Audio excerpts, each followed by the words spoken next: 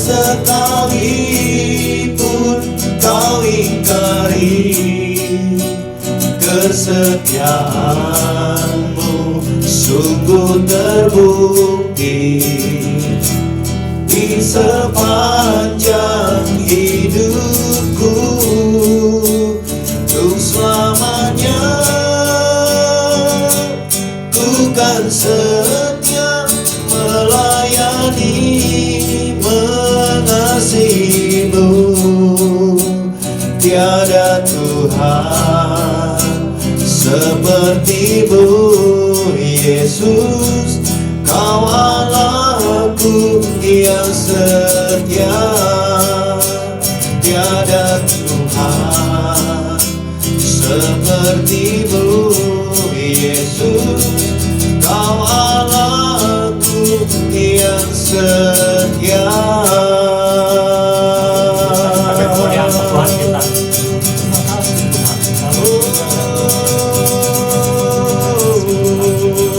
Terima kasih Tuhan, benar bahwa hanya Engkaulah Tuhan kami dalam hidup kami, Tuhan. Hanya Engkau Tuhan yang setia, ya Tuhan. Dan kami boleh aman bersamamu, ya Tuhan. Walaupun kami boleh melewati lembah, ya Tuhan. Lembah yang kelam, lembah yang menakutkan. Tetapi ketika kami bersamamu, kami tahu kami memiliki kekuatan, ya Tuhan. Karena Engkau adalah terang yang menarik jalan kami, ya, jalan hidup kami. Biarlah pagi hari ini, ya Tuhan, kami boleh lebih mengenal lagi, ya Tuhan, bahwa Engkau adalah Tuhan satu-satunya, bahwa Engkau adalah Tuhan yang benar. Dan biarlah pagi hari ini kami tidak mempertanyakan lagi, ya Tuhan, walaupun kami boleh melewati lembah, tapi kami boleh meneguhkan bahwa Engkau selalu bersama kami. Setiap yang siap dalam nama Yesus Kristus untuk mendengar firman Tuhan, sama-sama katakan amin. Ya, puji Tuhan, shalom. Shalom. Pesan Tuhan minggu ini berupa suatu pertanyaan.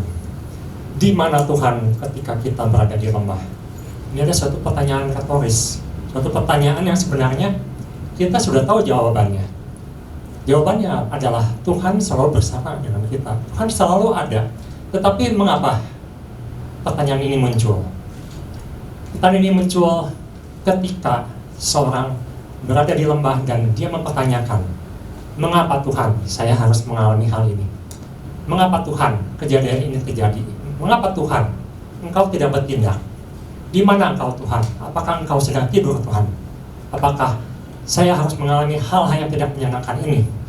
Ini suatu bentuk pertanyaan ketidakpuasan, satu bentuk pertanyaan yang timbul ketika seseorang berada dalam suatu keadaan bimbang, suatu dalam keadaan takut. Pesan Tuhan adalah, saya akan bacakan, Tuhan sedang meyakinkan kita sebagai orang percaya untuk tidak menjadi khawatir. Dimanapun dan di dalam keadaan apapun kita berada, bahkan ketika berada di posisi lembah sekalipun. Karena Tuhan selalu ada bagi kita dan menyertai kita. Tuhan mengingatkan bahwa dalam kehidupan manusia akan pernah mengalami perjalanan melalui lembah. Lembah ada satu kondisi yang tidak enak, kondisi yang menyesakan, satu kondisi yang gelap, satu kondisi yang tidak enak, posisi tidak enak. Dan kita pasti satu kali akan mengalaminya atau pernah mengalaminya. Tetapi yang ditekankan adalah ketika Daud berkata di Mazmur 23 ayat keempat atau ayat ke-6 ya, situ dikatakan bahwa ketika aku melewati lembah kegelapan, kekelaman, di situ dikatakan bahwa Tuhan beserta denganku, palu dan gadanya menguatkan aku, melindungi aku. Ingat, di sini adalah suatu perjalanan yang sedang menuju ke puncak, suatu ke tempat tinggi, ke gunung. Dan dalam perjalanan ini kita akan mengalami lembah. Jadi bukan tinggal di lembah, tetapi kita akan melewati lembah. Suatu perjalanan yang tidak enak. Tetapi kita perlu mengerti dan mengenal siapa Tuhan kita ketika kita melalui lembah ini. Bapak Gembala kemarin sudah menjelaskan bahwa ada dua hal yang perlu kita sadari. Bahwa yang pertama, kita harus menyadari lembah adalah wilayah yang kadang tidak bisa dihindari. Kita akan mengalami lembah itu. Yang kedua, menyadari bahwa lembah adalah tempat di mana kita justru seharusnya lebih mendekat lagi kepada Tuhan. Nah, pagi hari ini saya akan membawakan suatu perenungan bahwa kita harus menyadari bahwa Tuhan memakai lembah untuk suatu tujuan. Tujuan apa? Untuk apa Tuhan membawa kita melewati lembah? Ketika saya sedang kuliah waktu itu, sekitar sudah lama ya, kuliah pertama kali. Di situ saya sempat bersama beberapa teman mengikuti suatu kursus pemrograman komputer. Yang menarik di situ bahwa yang ternyata dosen yang mengajarkan di kursus itu adalah seorang dosen fisika ITB. Nah, beliau itu juga berusaha kantin waktu itu di dekat masjid di ITB itu.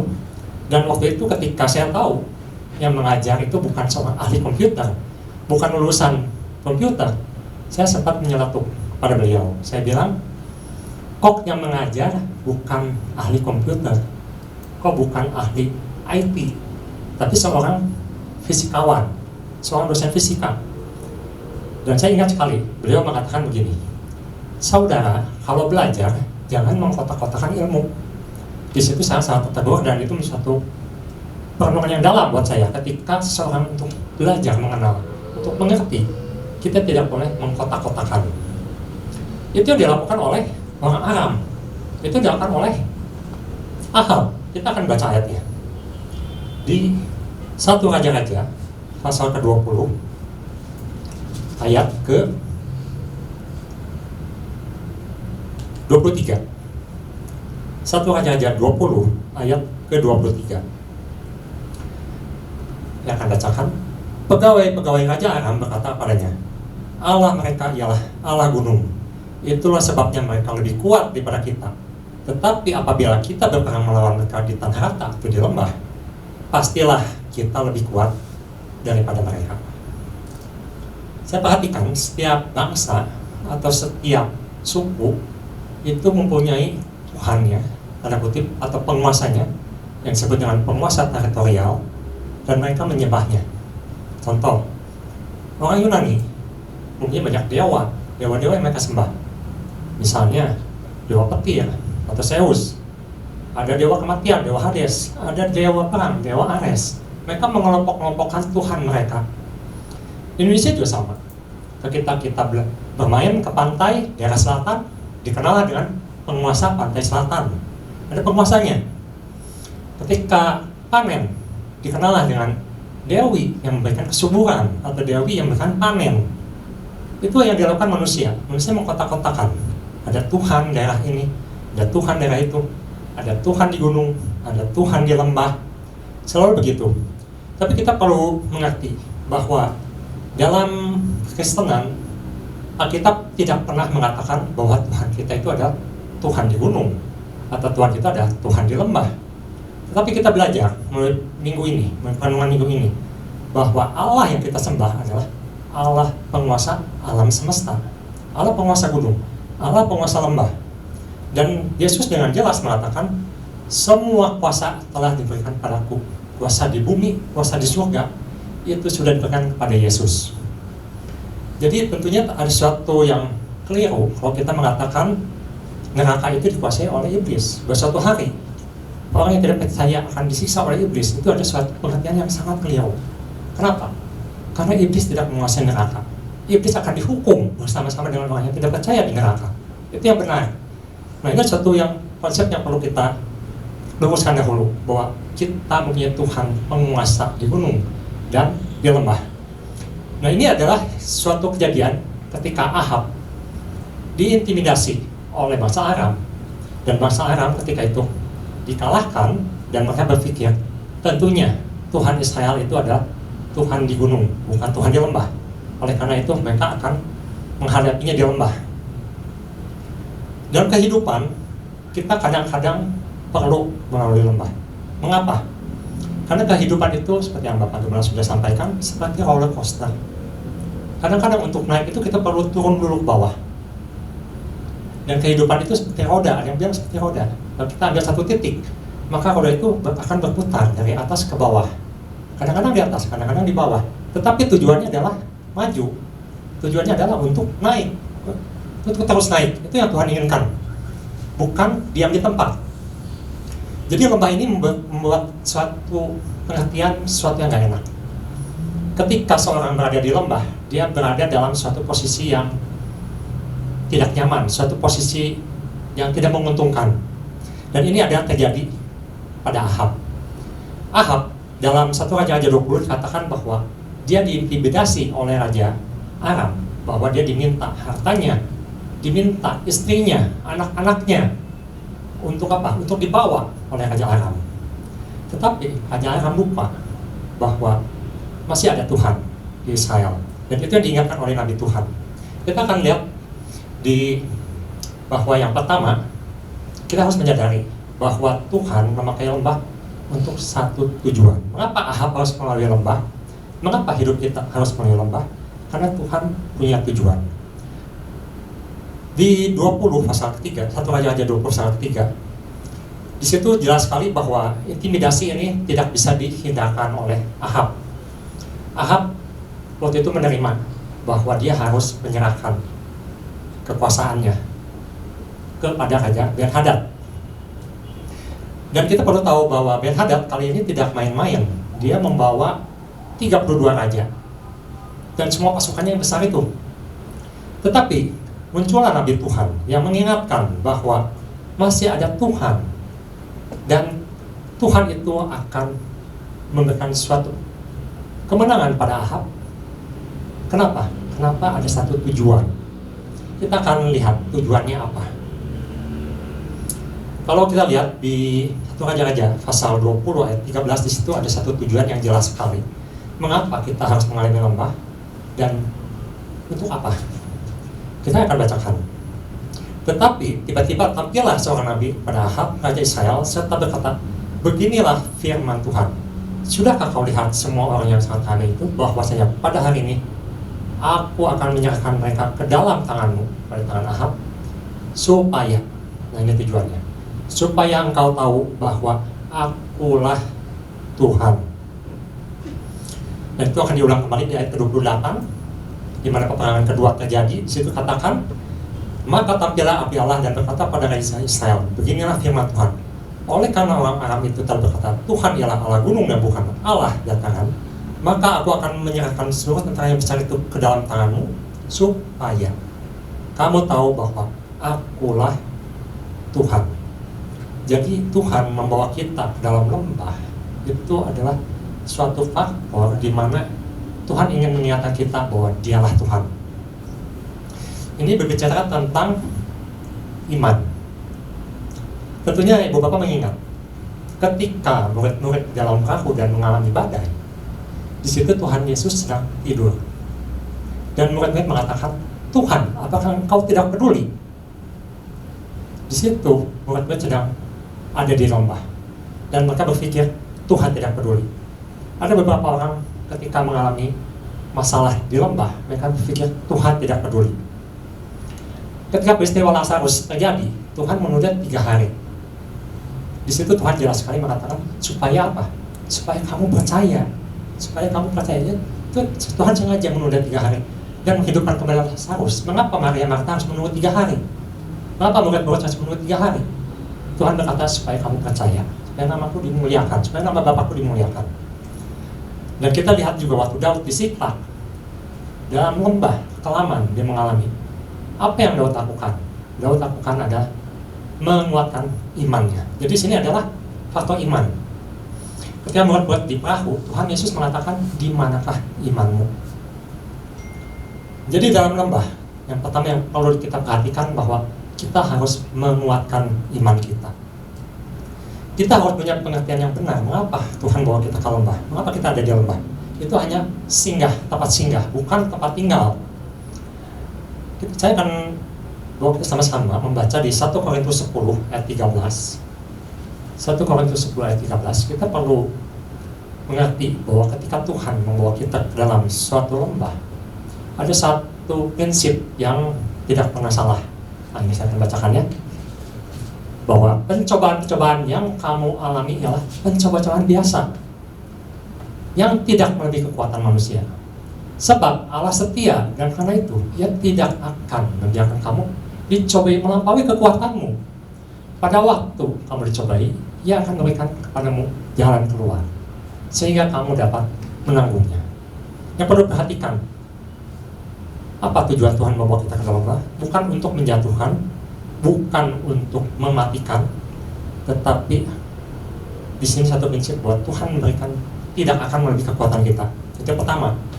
Yang keduanya, kita akan baca di Roma 8 ayat 35 sampai 37. Roma pasal 8 ayat 35 sampai 37. Mengapa kita perlu melalui lembah? Roma 8 ayat 35. Siapakah yang akan pecah kita dari kasih Kristus? Penindasan, kesesakan, penganiayaan, kelaparan, ketelanjangan, bahaya, pedang. Ayat 36. Seperti ada tertulis, oleh karena engkau kami ada dalam bahaya maut sepanjang hari, kami setelah dianggap sebagai domba-domba sembelihan. Ada tantangan juga yang dialami oleh Paulus saat itu, dan itu adalah suatu yang tidak enak. Tapi Tuhan mempunyai satu janji yang luar biasa, di mana ketika Ahab waktu itu diintimidasi dan dia mau melakukan apa yang Nabi Tuhan perintahkan, disitulah ada satu kemenangan. Jadi yang pertama, Tuhan tuh nggak pernah memberikan pada kita tuh melebihi kekuatan kita, walaupun kita ada di lembah. Yang kedua, Tuhan ingatkan bahwa kita sebenarnya adalah umat pemenang. Mari kita lihat di 1 Raja-Raja pasal 20 ayat ke-20. 1 Raja-Raja ayat ke-20, pasal 20 ayat 20 saya akan bacakan. Lalu mereka masing-masing membunuh lawan yang dihadapinya, sehingga orang Aram itu melarikan diri dan dikejar oleh orang Israel. Tetapi Ben-Hadad raja Aram dapat meluputkan diri dengan naik kuda serta sejumlah orang berkuda. Di sini katakan, lalu mereka masing-masing membunuh lawan yang dihadapinya, sehingga orang Aram itu melarikan diri. Kalau kita perhatikan, di sini Ben-Hadad itu bersama dengan 32 orang raja dan pasukan yang sangat besar.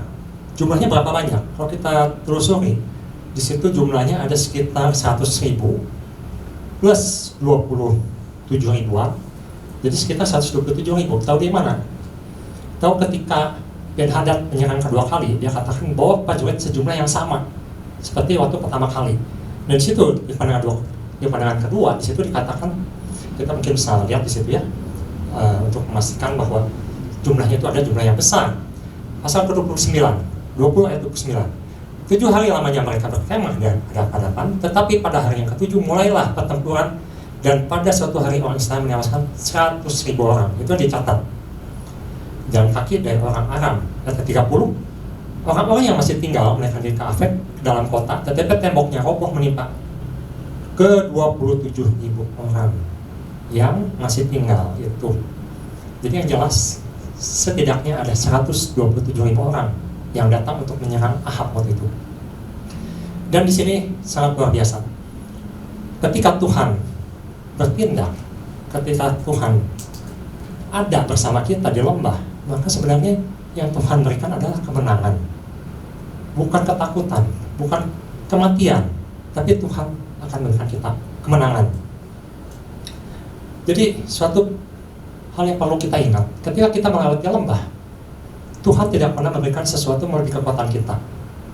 Dan yang kedua, bahwa Tuhan itu akan memberikan kita kemenangan. Dan tujuan apa sih sebetulnya supaya kita mengalami kemenangan ini? Di 20 ayat ke-13, 1 Raja 20 ayat ke-13, di situ jelas sekali katakan, tadi saya sudah bacakan, supaya Ahab tahu bahwa akulah Tuhan. Supaya orang Aram tahu bahwa akulah Tuhan, Yesuslah Tuhan. Dan diulang di ayat ke-28, supaya Ahab tahu Yesuslah Tuhan, supaya orang Aram tahu Yesuslah Tuhan. Jadi keadaan lembah adalah untuk menunjukkan bahwa masih ada Tuhan, dan Ia adalah Tuhan yang akan memberikan kita kemenangan. Jadi ketika kita mengalami sesuatu yang tidak enak, ketika kita ada di dalam lembah, ketika dalam mengalami saat-saat yang tidak bisa kita kendalikan, kita harus ingat dua hal ini. Pertama, bahwa Tuhan tidak akan pernah memberikan apa yang tidak bisa kita tanggung.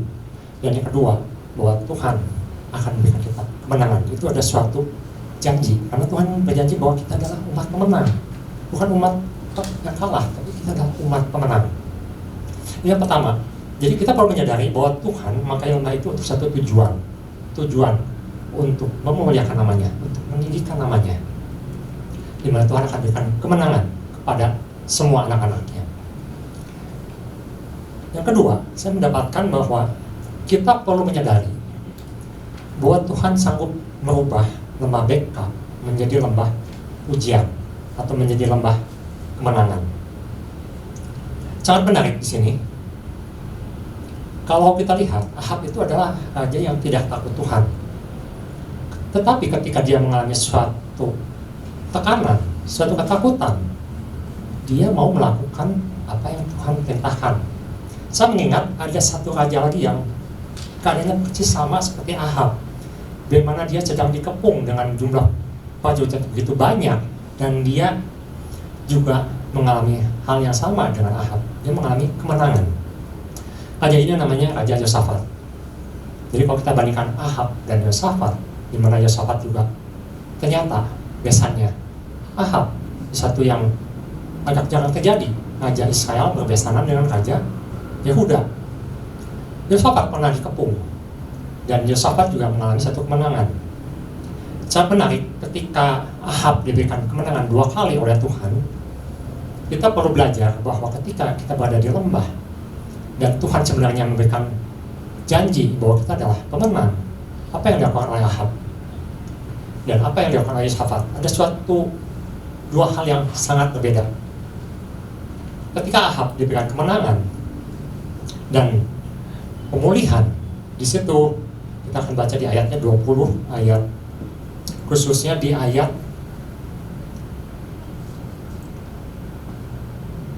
yang ketika Ben-Hadad sudah dikalahkan dan sudah ditawan, di situ ada sesuatu yang sangat terjadi, yang sangat luar biasa terjadi. Ya, kita akan lihat di ayat 20, pasal 20 ayat ke-33. Ketika Ben-Hadad menyerah, di situ dikatakan ayat 33, orang-orang itu menganggap hal itu sebagai satu tanda yang baik. Orang-orang Ben-Hadad di situ ketika mereka menyerah, maka segala mereka berpegang pada perkataannya itu, lalu berkata, memang saudaramu Ben-Hadad. Sesudah itu berkatalah Ahab, pergilah ambil dia. Lalu keluarlah Ben-Hadad mendapatkan dia, lalu diajak naik ke atas keretanya. Dan cerita selanjutnya dikatakan bahwa Tuhan marah dan Tuhan menghukum keluarga Ahab. Ada satu yang menarik, bahwa ketika kita tahu bahwa Tuhan punya satu janji, suatu kenyataan dalam hidup kita ketika kita di lembah, bahwa kita perlu suatu ketaatan dalam melakukan suatu firman yang Tuhan berikan. Saya lihat Ahab ini melakukan firman Tuhan. Ahab ini melakukan, dan dia 2 kali melakukan, tetapi dia tidak taat penuh. Di mana Tuhan memerintahkan dia untuk memusnahkan Ben-Hadad, dia malah mengangkat Ben-Hadad sebagai saudaranya, dan mereka melakukan deal, melakukan kerjasama malah di situ. Ini satu bentuk ketaatan yang tidak penuh. Ketika Tuhan berikan kemenangan, kita perlu mengintrospeksi diri. Sebenarnya apa yang harus kita lakukan? Di sini jelas sekali bahwa Ahab memakai semua apa yang terjadi, apa yang telah dilaluinya untuk kemuliaan dirinya. Dia mengambil kemuliaan Tuhan. Suatu yang berbeda dengan Yosafat. Kita lihat di 2 Tawarikh 20, ketika seorang sama-sama mengalami yang namanya kesesakan, ketika sama-sama mengalami berjalan di dalam lembah, apa yang Yosafat lakukan? Di situ Yosafat melakukan sesuatu yang luar biasa. Dia bukan cuman lepas dari kesesakan, dia bukan cuma menang dari kesesakan, dia melakukan satu respon yang luar biasa. Di 2 Tawarikh 20 pasal ke-28. Saya akan bacakan 2 Tawarikh 20 pasal ke-28. Ini yang dilakukan Yosafat. Mereka masuk ke Yerusalem dengan gambus dan kecapi dan mengakhiri lalu menuju rumah Tuhan. Ayat ke-29, ketakutan yang dari Allah menghinggapi semua kerajaan negeri lain ketika mereka mendengar bahwa Tuhan yang berperang melawan musuh-musuh Israel. Ini ada satu yang namanya Yosafat mengembalikan kemuliaan semuanya untuk Tuhan. Dan yang sangat terkenal di peristiwa Yosafat ini lalu dikenallah suatu lembah yang disebut dengan lembah pujian. Ada di ayat di situ, di 2 Tawarikh. Jadi kita bisa lihat bahwa lembah Tuhan pakai, kenapa Tuhan izinkan kita lalui, itu adalah karena Tuhan ingin namanya dimuliakan dalam kehidupan kita. Bukan nama kita dimuliakan. Ketika kita berhasil melewati krisis, melewati lembah, banyak orang yang berkata, itu karena saya kuat, itu karena saya hebat, itu karena saya bertahan. Itu yang Tuhan tidak mau. Dan itulah sebabnya Tuhan membawa kita ke dalam lembah. Kalau ibu bapak masih mengingat, sebenarnya krisis itu selalu terjadi dalam kehidupan kita di dunia ini. Tahun 74 itu krisis minyak, krisis global, krisis dunia. 97-98, saya yakin mungkin yang hadir di sini mengalaminya juga. Krisis keuangan dunia, semua kolaps, semua jatuh, saham hancur, dolar naik tinggi sekali saat itu ya, sempat sampai 16.000, sempat menyentuh 18.000. Krisis dunia. Dan kali ini kita juga mengalami lagi krisis COVID-19. Krisis dalam bentuk penyakit yang juga menggoncangkan keuangan dunia. Jadi sebenarnya krisis ini atau lembah ini kita alami berkali-kali. Tetapi Tuhan yang ingatkan dalam pesan ini kali ini adalah bahwa kita harus menyikapinya dengan sikap yang benar. Jadi yang pertama itu tadi ya, kita perlu sikap bahwa kita mengingat bahwa kita nggak akan tinggal terus dalam lembah. Itu hanya satu perjalanan menuju ke atas. Dan Tuhan berjanji tidak akan melebihi kekuatan kita, itu satu janji. Dan Tuhan akan berikan kemenangan. Dan yang kedua, kita perlu respon yang benar dan menghadapi perjalanan melalui lembah ini. Ketika Tuhan berikan kemenangan, ketika kita sudah melewati krisis tahun 74, sudah melewati krisis tahun 98, apakah kita sudah memuliakan Tuhan waktu kita berhasil lewat dan mengalami kemenangan? Saya yakin ibu bapak yang hadir di sini kan sudah melaluinya. Menurut saya sudah melaluinya tahun 98. Kita sudah melaluinya, kita sudah melalui lembah. Tetapi pertanyaannya, apakah itu untuk kemuliaan kita? Apakah itu untuk kemenangan kita? Ini adalah suatu perenungan yang sangat penting, di mana Tuhan katakan tujuannya bukan untuk kemenangan kita semata, tetapi untuk kemuliaan Tuhan. Biarlah semua bangsa-bangsa melihat, biarlah semua orang-orang melihat bahwa Tuhan masih ada, bahwa Tuhan menolong, bahwa Tuhan peduli, dan Tuhan berikan kemenangan. Dua hal ini yang bisa saya bagikan di hari ini, bahwa kita harus sadar Tuhan punya tujuan dalam ketika kita melalui lembah. Dan yang kedua, ketaatan itu harus penuh. Bukan seperti Ahab yang mengambil kemuliaan Tuhan, tetapi biarlah kemuliaan kita kembalikan kepada Tuhan ketika kita berhasil melewati lembah ini. Kiranya Tuhan Yesus memberkati.